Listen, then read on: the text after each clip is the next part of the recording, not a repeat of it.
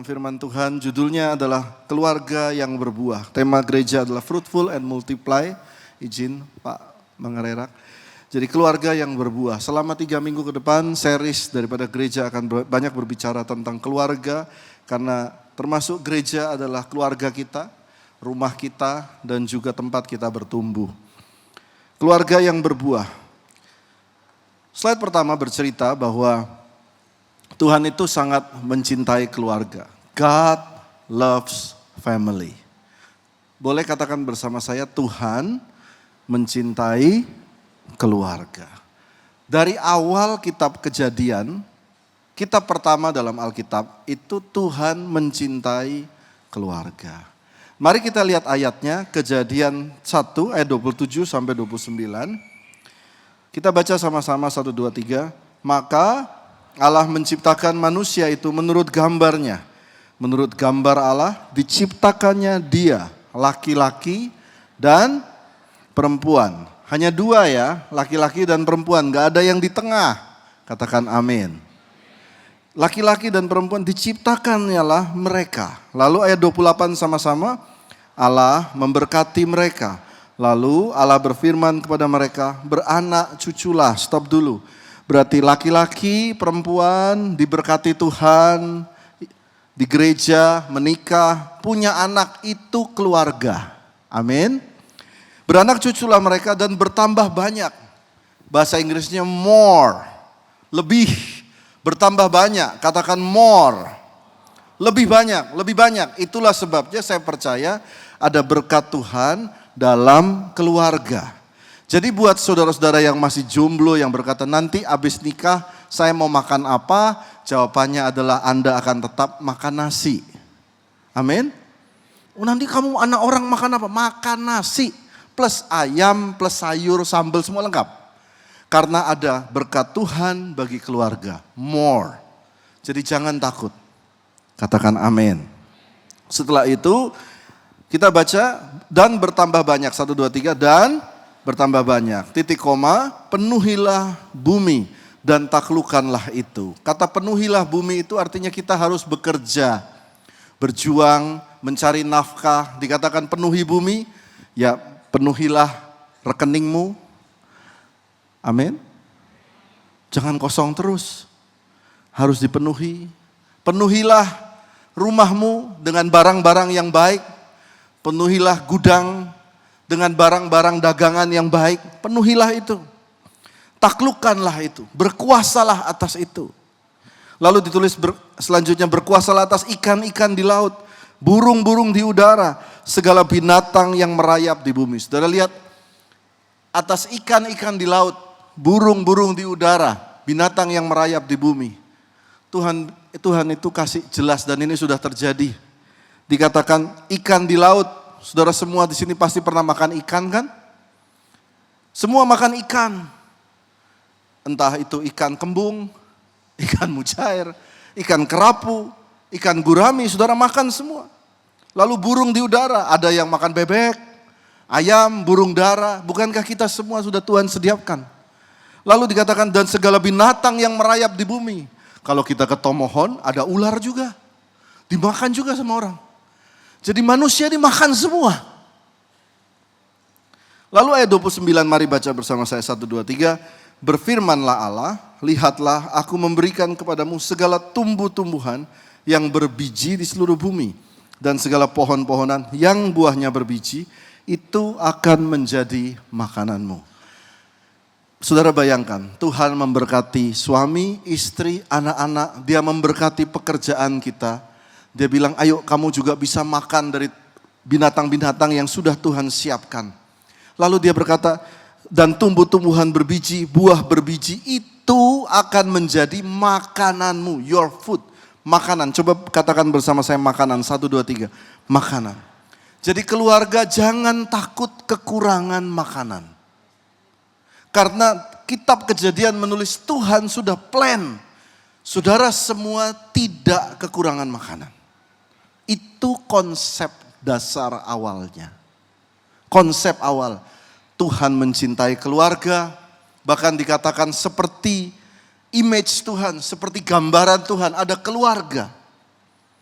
suami, istri, anak-anak. Konsepnya seperti itu. Tetapi iblis merusak gambaran itu. Konsepnya dirusak sehingga yang diincar oleh iblis itu keluarga, suami istri. Saudara, saya mau tanya saudara, waktu Adam diciptakan, ular belum ada. Setan belum mengganggu. Tapi begitu Adam dan Hawa muncul, baru keluar si ular itu. Kenapa seperti itu? Karena iblis tidak suka gambaran Allah di muka bumi. Saya ulang lagi. Iblis tidak menyukai gambaran Allah di muka bumi. Dibuang ke bumi, dia tidak suka gambaran Allah di muka bumi. Jadi dia berusaha merusak gambar itu. Dia serang dulu keluarga. Tapi saya udah gak sakit hati. Ya, sampai sini kita mengerti Tuhan mencintai keluarga, tapi iblis berusaha merusak keluarga. Nah, sekarang ada 3 poin sederhana dalam 18 menit ke depan. Saya berharap saudara serius memperhatikan firman Tuhan. Ada 3 poin. Yang pertama, kita tidak bisa memilih keluarga kita. Kalau saya berharap, tentunya saya pengen lahir di keluarga anaknya Pak Prabowo, ya Pak Genta. Pengen banget saya. Enak kemana-mana naik pesawat. Ya Pak Steny mana yang di tempat Pak Prabowo. Saya pengen jadi, tapi saya nggak bisa milih. Saya lahir dari keluarga yang papa mama saya orang Kupang. You cannot choose. Ya, Indra, ada Pak Eko. Kita pengen lahir di keluarga, tapi kita tidak bisa memilih. Jadi buat anak-anak di sini atau orang-orang yang sudah menikah punya keluarga dan berkata, aduh enak ya jadi anaknya itu. Udah gak bisa lu gak bisa pindah. Terima saja apa yang ada sekarang. Aduh bapak saya kok berzina ya, bercerai. Mama saya kok begini, kenapa mereka miskin? Udah kamu gak bisa pindah keluarga. Saya kasih contoh ini. Ada Daniel dan Sally, ini ketua sekolah minggu, mereka foto waktu Natal. Senyum, ada Pak Riki, ada Bu Eudora, Abigail, Jethro, waktu Paskah ya mereka foto. Terus ini saya, lalu itu saya waktu ke Yerusalem yang paling kanan. Ini waktu saya pergi ke satu tempat, ada salju turun. Saya foto ini, saya lihat nih saudara. Di sini ya, yang sebelah tengah. Itu saudara lihat, kita seperti bahagia sekali gitu. Salju, bahagia. Saya mau kasih tahu itu cuma pencitraan. Sebenarnya itu dingin sekali dan jalanannya licin. Kita jalannya pelan-pelan begini. Lalu istri saya bilang, ayo dong foto, ini kan tahun baru. Ada salju, kita harus foto. Dan begitu kamera, saya semua pura-pura bahagia. Saudara ngerti semua pura-pura bahagia. Kalau foto keluarga semua pura-pura bahagia. Nah saya mau kasih tahu, sama. Di balik senyuman-senyuman ini, ada semua masing-masing pergumulannya. Betul enggak? Atau ada yang sempurna di sini? Poin pertama, kita tidak bisa memilih keluarga kita. Yang kedua, tidak ada keluarga yang sempurna. There is always a dysfunctional family. Ada yang berharap, semoga orang tua saya kaya. Kenapa harus miskin terus? Ada juga yang orang kaya. Aduh, bapak saya gak punya waktu sama saya. Waktu ditanya anak-anak kerajaan Inggris loh. Saudara baca literaturnya dari koran-koran mereka. Ditanya, kamu pengen apa? Saya hanya pingin jadi orang biasa.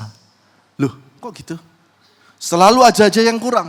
Nah sekarang tidak ada keluarga yang sempurna. Bahkan saya melihat di dalam Alkitab. Dan saya dari hari Rabu sampai hari tadi malam saya cari. Tidak ada keluarga yang sempurna di Alkitab. Yang pertama, Abraham. Abraham kawin sama Sarah. Tidak taat lama untuk bersama dengan Sarah. Dia cari Hagar. Punya anak, ribut berantem sampai sekarang. Sampai perang-perangan, rudal-rudalan 4.000 tahun. Kemarin kita baru lihat perangnya baru berhenti. Rudal-rudalan sesama anak-anaknya Abraham. Daud Raja Israel, ciptakan lagu begitu banyak, Mazmur, 80 kitab Mazmur diciptakan semua. Penciptanya dia, Tuhan adalah gembalaku, Tuhan. Wah pokoknya kalau di panggung penyanyi nomor 1, puitis nomor 1. Tapi suka juga lihat cewek mandi. Namanya Batsheba. Cewek mandi dia naksir, datang suaminya ceweknya, dibunuh pula sama Daud. Lalu Daud punya anak namanya Absalom, anak yang paling ganteng. Dan satu hari Absalom berkata, gua mau bunuh bapak gua mau perang sama bapak gua. Dia bawa seluruh pasukan 2/3 tentara melawan akan Daud. Memalukan sekali. The family of King David.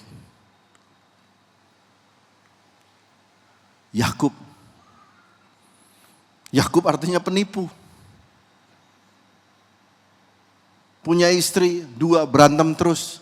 Lea sama Rahel ribut terus. Punya anak, anaknya 10, anak ke-11 bunuh-bunuhan. Yusuf sama 10 anak yang dimasukkan ke sumur dijual. Kacau sekali keluarganya Yakub. Ayub kurang apa? Kaya raya, anaknya 8 keren, ganteng-ganteng semua. Paling kaya di tanah sebelah timur. Satu waktu ada badai, istrinya yang paling pertama, kutukilah Tuhanmu dan matilah. Masih belum cukup perjanjian lama belakang-belakang. Hosea disuruh Tuhan kawin sama seorang pelacur bernama Gomer. Lalu setelah menikah mereka punya anak. Si Gomer melacur lagi, lari dari rumah melacur lagi. Apa yang disuruh Tuhan, Tuhan bilang kembalilah. Ambil lagi dia, bawa pulang, jadikan dia kembali. Angkat derajatnya sebagai istrimu lagi. Dan itu melambangkan bagaimana Tuhan tetap setia kepada kita. Tapi keluarganya hancur semua. Pak, itu kan perjanjian lama. Bagaimana dengan perjanjian baru? Ada satu keluarga di Betania. Namanya Maria, Marta, Lazarus. Saudara kira ini keluarga sempurna? Tidak, Lazarus sakit. Sakit beberapa minggu Yesus tidak datang. Lalu Lazarus mati. Dysfunctional family. Saudara semua diam. Relate ya? Relate. Sama dong. Cuma saya belum cerita aja keluarga saya. Tidak ada yang sempurna. Baik, kita lanjutkan. Kitab Kejadian menuliskan bahwa Tuhan sangat mencintai keluarga. Itu di perjanjian lama. Katakan bersama saya perjanjian lama. 1, 2, 3 perjanjian lama. Di kitab Kejadian, kitab awal, dia mencintai keluarga. Dia bilang diberkatilah anak, diberkatilah bapak ibunya, penuhilah bumi. Dia berkati, bahkan makanannya dia siapkan. Tapi iblis merusak itu semua.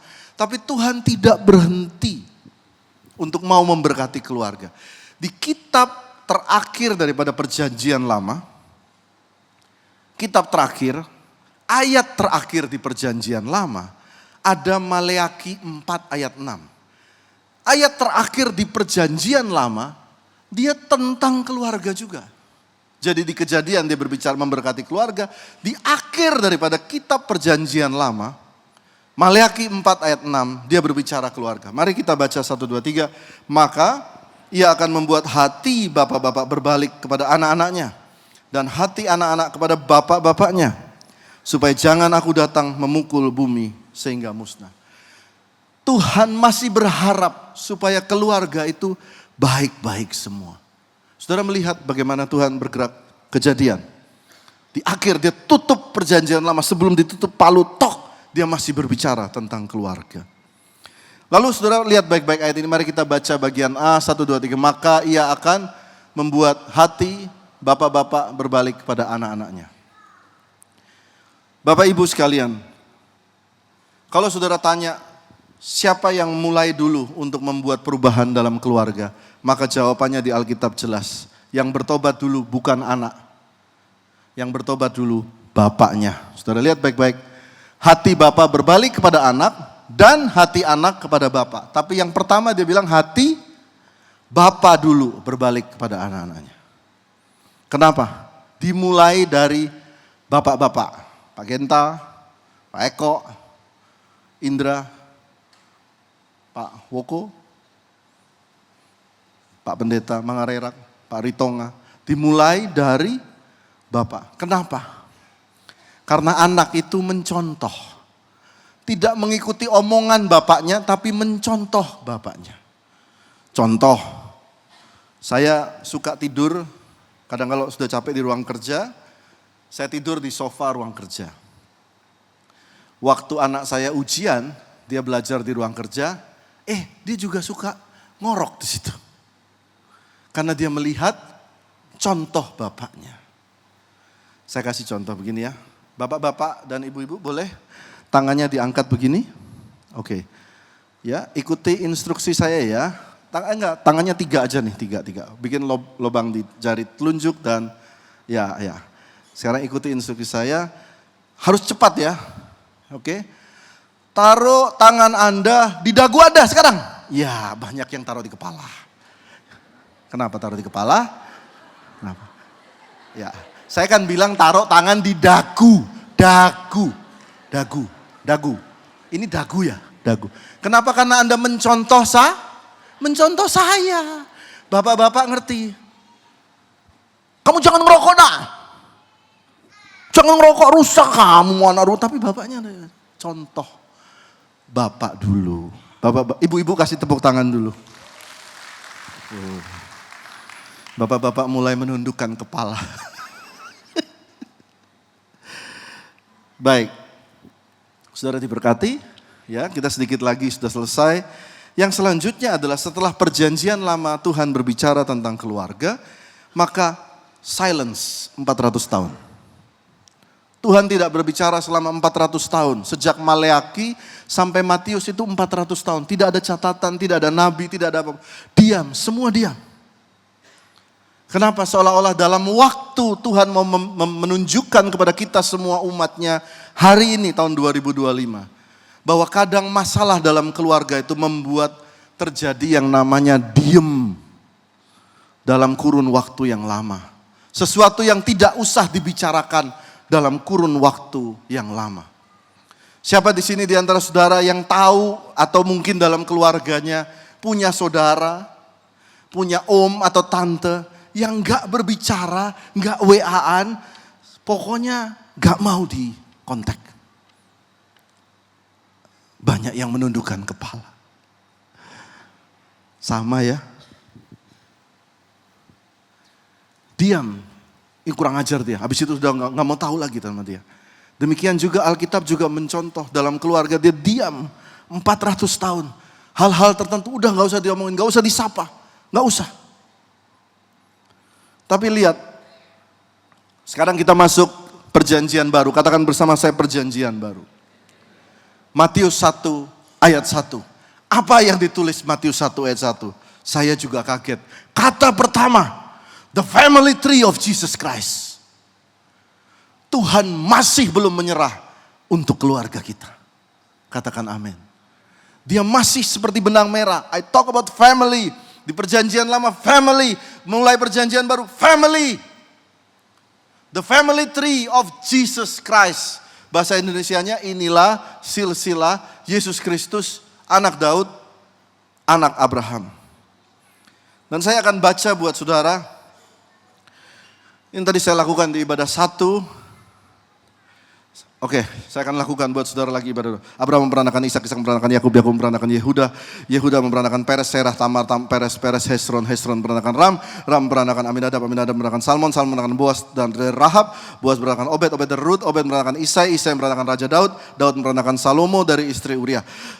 Salomo memperanakan Rehabeam, Rehabeam memperanakan Abia, Abia memperanakan Asa, Asa memperanakan Yosafat, Yosafat memperanakan Yoram, Usia memperanakan Yotam, Yotam memperanakan Ahaz, Ahaz memperanakan Hizkia, Hizkia memperanakan Manasye, Manasye memperanakan Amon. Amon memperanakan Yosia, Yosia memperanakan Yekonya, Raja Yekonya, raja terakhir Israel sebelum Babilonia datang dan menjajah bangsa Israel. Yekonya. Jadi kalau ada kuis Alkitab saudara bisa menang. Nama raja terakhir Israel sebelum penjajahan Babilonia, Yekonya. Saudara-saudaranya dibuang pada waktu pembuangan Babel. 12. Yekonya memperanakan Sealtiel, Sealtiel memperanakan Serubabel, Serubabel memperanakan Abihud, Abihud memperanakan El Yakim memperanakan Azor, Asor meranakan Sadok, Sadok meranakan Akhim, Akhim meranakan Eliud, Eliud meranakan Eleasar, Eleasar meranakan Manak, Matan meranakan Yakub. 16 baca sama-sama. Yakub memperanakan Yusuf, suami Maria yang melahirkan Yesus yang disebut Kristus.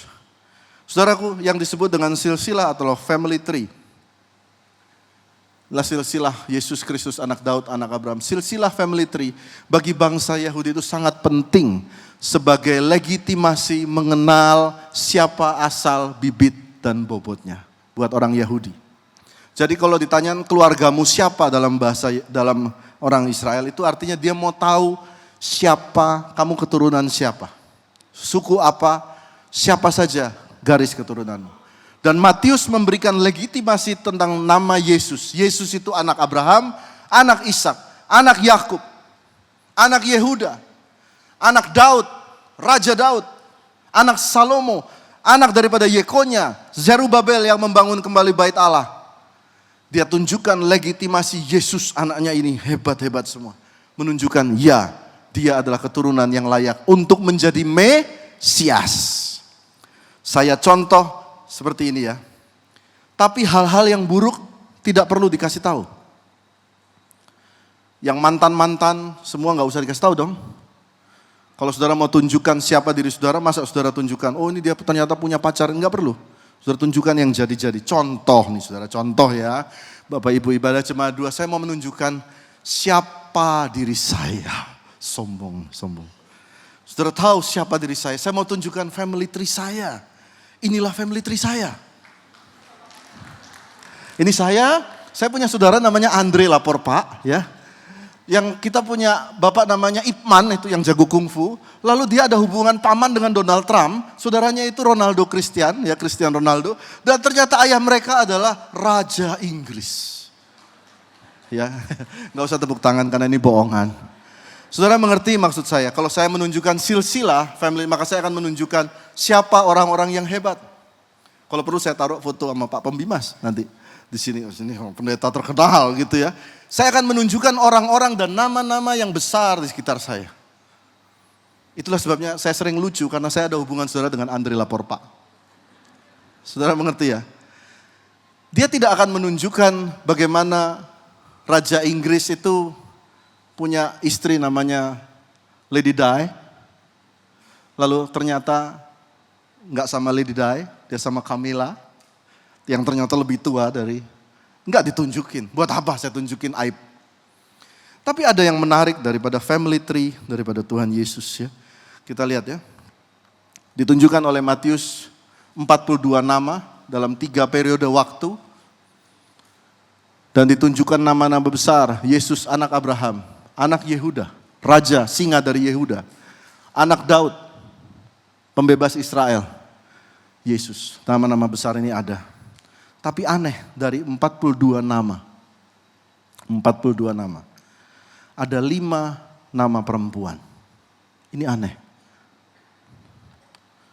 Dari 42 nama, ada 5 nama perempuan. Ayo baca sama-sama. 1, 2, 3. Tamar, Rahab, Ruth, Betsheba, Maria. Saya ulang lagi. Tamar, Rahab, Ruth, Betsheba, Maria. 5 perempuan. Artinya Tuhan juga menghargai wanita. Amin. Tapi aneh kalau kita lihat silsilah keluarga ini. Saya akan tunjukkan kepada saudara supaya saudara melihat. Tamar ini adalah menantu daripada Yehuda, Judah. Lalu dia melacur, menjadi seorang pelacur. Pelacur sama bapak mertuanya sendiri. Kacau enggak? Enggak usah malu-malu. Kacau. Rahab adalah seorang pelacur di tanah Kanaan. Sebelum bangsa Israel masuk, dia ada di atas tembok. Dia jualan di situ. Semua orang tahu Rahab, the prostitute, the sinful woman yang ada di atas itu. Masuk silsilah Tuhan Yesus. Yang ketiga, Ruth, seorang janda, unfortunate widow. Kenapa disebut unfortunate widow menurut Alkitab? Karena dia kawin sama orang, suaminya mati. Dia kawin, mertuanya mati. Orang Chinese bilang, pu hoki, tidak ada hoki. Jauhi dia, nanti kamu sial. Buang sial, jauhi dia. Bahkan janda yang sial sekalipun masuk dalam silsilah Tuhan Yesus. Batsheba, pelakor, pengambil laki orang. Batsheba, suka mandi sembarangan. Kacau. Maria, the pregnant teen, anak muda perempuan, hamil melendung. Jalan-jalan di jalan ditanyain mana bapaknya. Ngomong, oh dari Roh Kudus. Orang sekarang kalau ketemu kasus gini bilang gila. Betul gak? 5 ini ada menunjukkan betapa hancurnya keluarga-keluarga ini. Tapi saudara, mari baca ayat 16. 1, 2, 3 dengan keras. Yakub memperanakan Yusuf, suami Maria yang melahirkan Yesus, yang disebut Yesus. Saya masuk ke bagian ketiga, yang terakhir. Yang pertama tadi apa? Kita tidak bisa memilih keluarga. Yang kedua, tidak semua keluarga sempurna. Gak ada keluarga, tidak ada. Yang ketiga, kok saudara lihat, dia berhenti di ayat 16. Melahirkan Yesus yang disebut Kristus. Lihat ini, bagian ketiga saya baca. Karena Yesus, baca sama-sama. Karena Yesus, maka semua yang buruk dari keluarga dapat berhenti padaku. It can stop with me because Jesus. Berikan tepuk tangan buat Tuhan. Tamar, Rahab, Batsheba sang pelakor, Maria yang malu, Ruth the unfortunate widow, janda yang malang, bawa sial. Semua berhenti dengan nama Yesus Kristus. Karena itu saya berkata, kutuk perceraian di keluargamu berhenti sampai kita semua. Amin. Anak-anak kita semua keluarganya baik. Katakan amin. Karena nama Yesus. Kalau dari atas kita miskin, kutuk kemiskinan berhenti padaku mulai hari ini. Buat ada saudara-saudara keluarga kita yang narkoba, Pak, narkoba, wah keturunan narkoba. Berhenti dalam nama Yesus dari keluargaku. Karena nama Yesus tutup semuanya. Amin. Apalagi pernah ada keluarga kami yang masuk penjara. Berhenti dalam nama Yesus padaku. Stop. Ada juga yang keluarganya sering kecelakaan gak jelas, mati tiba-tiba. Berhenti dalam nama Yesus hari ini. Di dalam nama Yesus, keluargamu diberkati, sehat dan umur panjang. Ada yang takut, ada yang punya roh bunuh diri dari keluarga di atas. Berhenti padaku dalam nama Yesus. Ada yang sakit jiwa, berhenti dalam nama Yesus. Ayat 16 berhenti pada Yesus. Ada yang nenek moyangnya melakukan perdukunan atau hal-hal yang buruk, kuasa gelap, berhenti padaku dalam nama Yesus. Katakan dalam nama Yesus. It stop with me. Satu waktu ada perempuan 12 tahun pendarahan. Pendarahan 12 tahun, 12 years pendarahan. Waktu dia ketemu Yesus, dia pegang jubah Yesus. Pendarahannya berhenti. Berikan tepuk tangan buat Tuhan Yesus. Ada seorang wanita berdosa, dia terkenal punya rambut panjang Sam Lohai gitu ya. Wah, hebat, cantik, wah. Semua orang di desa tahu dia orang berdosa. Dan dia duduk di kaki Yesus. Dia kasih minyak itu. Dan Yesus berkata, mulai hari ini, namamu yang buruk berhenti. Karena dimanapun Injil ini diberitakan, namamu akan ikut dengan namaku.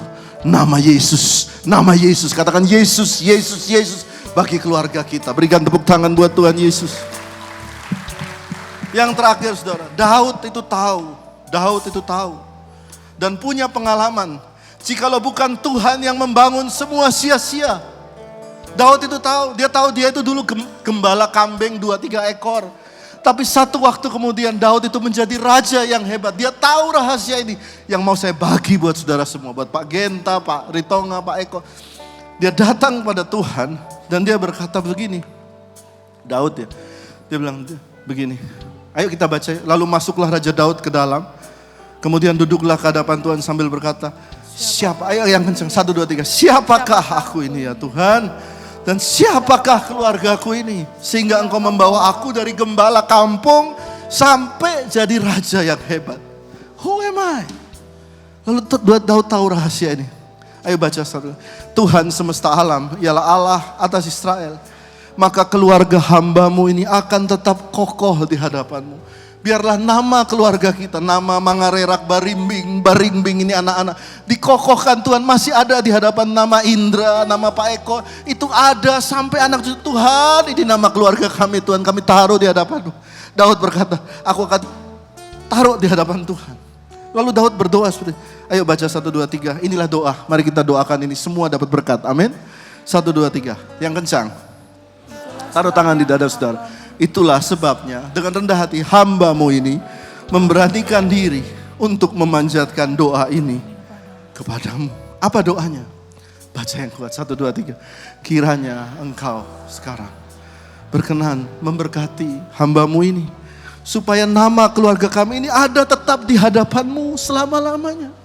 Sebab ya Tuhan Allah, Engkau sendiri yang berfirman, dan oleh karena berkat-Mu, keluarga hamba-Mu ini diberkati untuk selama-lamanya. Terjemahan lainnya berkata begini, kalau Tuhan sudah memberkati, tidak ada yang dapat mengutuk. Amin. Kalau Tuhan sudah berkati, Dia tidak bisa mencabut berkat itu. Jadi doanya seperti itu. Amin saudara. Doa buat keluarga kita. Bersyukur kepadamu, buat anugerah-Mu bagiku. Takkan pernah ku berhenti menyembah-Mu, oh Yesusku. Ku angkat tanganku memuji kebesaran-Mu, oh Tuhan. Kau Allah setia dan selalu ada di dalamku. Beri kekuatan